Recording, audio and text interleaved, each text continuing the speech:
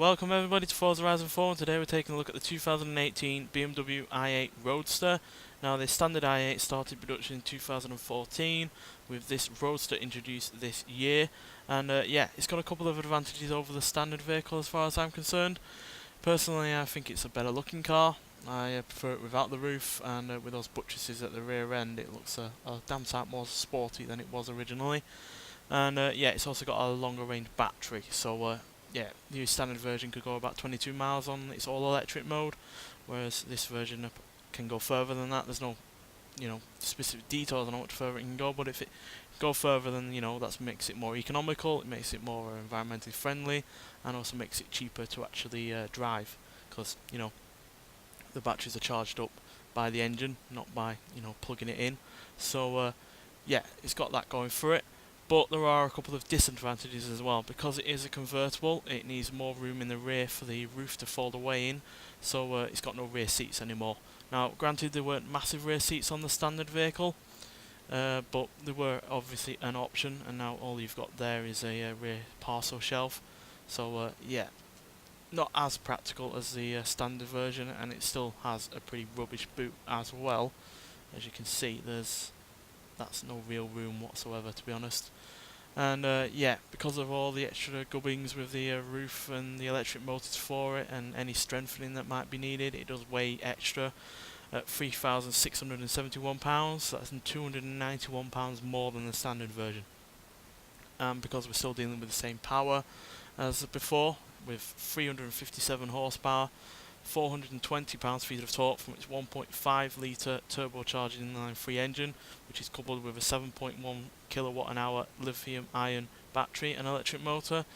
Means that yeah, it's not as quick in terms of acceleration or even top speed, because with the roof down, the aerodynamics aren't as good. So yeah, not quite as good in terms of performance or practicality. But in terms of a sports car, it seems to be a bit more focused on that now, without the rear seats, without the practicality. So yeah, let's see if it's as sporty as it looks. So let's get out there. So yeah, with that additional weight and no additional power, this car is inevitably not as quick. It's very rare for a car that was a hardtop from standard that has then been converted into a convertible to keep its same weight. It's just due to engineering and physics and practicality that it's inevitably going to be heavier. It's only really the likes of the more exotic cars like the Pagani Zonda convertible, where weight is very similar. So as a result, 0 to 60 4.4 seconds, 0 to 110.4 seconds, and at a top speed of 196 miles an hour. Now that is 0.8 of a second slower to 60, it's 1.4 seconds slower to 100, and it's 3 mile an hour slower to the top end. Now the speed is only really relevant in this game, because obviously both are electronically limited to 155 in real life, but acceleration is obviously worse, which does impact performance obviously. But to be honest, I don't think it really impacts the enjoyability of the car, because you've got a better looking car. You got something that's more focused as a sports car now than a Grand Tourer, so it's not trying to be more than one thing at once, and it's no less fun in terms of the handling to drive.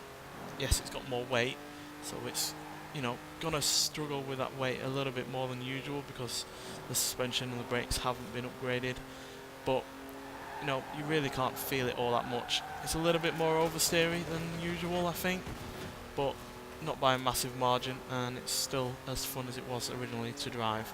Only now you've got the wind in your hair, and you've got a better looking car. So yeah, as a convertible that wasn't one originally, it's pretty decent. It's certainly better than some other cars that have been converted into a convertible.